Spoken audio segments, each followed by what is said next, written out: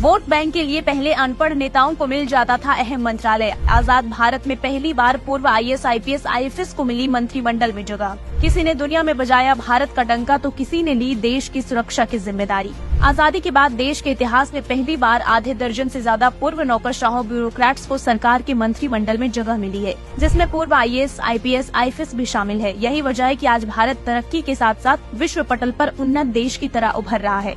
IT sector से लेकर railway तक, एनर्जी हब से लेकर इंफ्रा तक, आज भारत के हर मंत्रालय को बेहतरीन लीडरशिप और विशेष तजुर्बे का मार्गदर्शन मिल रहा है। 2014 से पहले तक वोट बैंक के लिए पार्टी के चुने गए नेता जो ठीक से पढ़े लिखे भी नहीं होते थे, उन्हें किसी भी मंत्रालय का मंत्री, यहाँ तक कि पूरे राज्य का CM भी बना दिया जाता था। हालांकि उन्हें उस डिपार्टमेंट की 30% भी नॉलेज नहीं होती थी और मंत्री IAS, IPS को निजी तौर पर हायर करके इन्हीं की सलाह पर अपने मंत्रालय को चलाते थे। लेकिन आज वही नौकरशाह फ्रंट फुट पर अपने डिपार्टमेंट को संभाल रहे हैं। तो आज हम मोदी सरकार के 5 ऐसे मंत्रियों के बारे में बताने जा रहे हैं जो कभी नौकरशाह थे और आज देश के अहम मंत्रालय संभाल रहे हैं।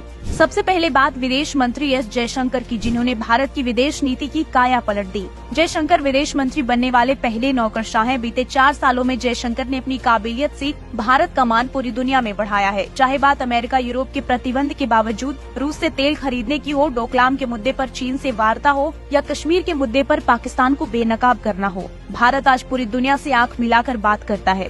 दूसरे नंबर पर है पेट्रोलियम और शहरी विकास मंत्री। विदेश सेवा के पूर्व अधिकारी रह चुके हरदीप सिंह पुरी को लगभग 6 एकड़ में फैले नए संसद भवन के निर्माण का जिम्मा मिला था, जिन्होंने वर्ल्ड क्लास सुविधा, डिजिटल सहित मॉडर्न टच के साथ मात्र 29 महीने में नए संसद भवन को बनवा कर तैयार किया है, जो कि अपने आप में एक रिकॉर्ड है। जहां पहले कोई बिल्डिंग बनवाने के लिए दशकों लग जाते थे, आज नया संसद भवन सरकार के कामकाज के प्रति गंभीर होने का परिणाम है। न सिर्फ रफ्तार से काम, बल्कि क्लीन एनर्जी के क्षेत्र में पेट्रोल डीजल पर निर्भरता कम करने के लिए पुरी ने 20% इथेनॉल ब्लेंडिंग पहल की शुरुआत की, जो कि पेट्रोल डीजल से काफी किफायती और इको फ्रेंडली है। पेट्रोल के साथ एनर्जी के क्षेत्र में भी मोदी सरकार के बिजली और रिन्यूएबल एनर्जी मंत्री RK सिंह झंडे गाड़ रहे हैं। RK सिंह पूर्व गृह सचिव भी रह चुके हैं। आपने देखा होगा कि पिछले कुछ सालों में बिजली की खपत बढ़ रही है। सबसे ज्यादा आबादी होने की वजह से हमें ज्यादा एनर्जी की जरूरत होगी। इसके लिए सरकार ने बिजली और रिन्यूएबल एनर्जी मंत्रालय को एक ऐसे हाथ में दिया है, जिन्होंने विंड पावर के प्रोडक्शन के मामले में भारत को दुनिया का चौथा देश बना दिया। भारत अब solar energy, wind power, biomass जैसे क्लीन एनर्जी से बिजली बना रहा है। 2021 में देश में 40% बिजली रिन्यूएबल एनर्जी रिसोर्सेज से हासिल किया था। पिछले 9 साल में रिन्यूएबल एनर्जी प्रोडक्शन में भारत की क्षमता में बढ़ोतरी विश्व की अन्य बड़ी अर्थव्यवस्थाओं में सबसे तेज है। वो दिन दूर नहीं जब दुनिया कच्चे तेल को छोड़कर भारत से पावर इंपोर्ट करेगी। भारत को आत्मनिर्भर बनाने के साथ साथ उसकी सुरक्षा भी उतनी ही जरूरी है।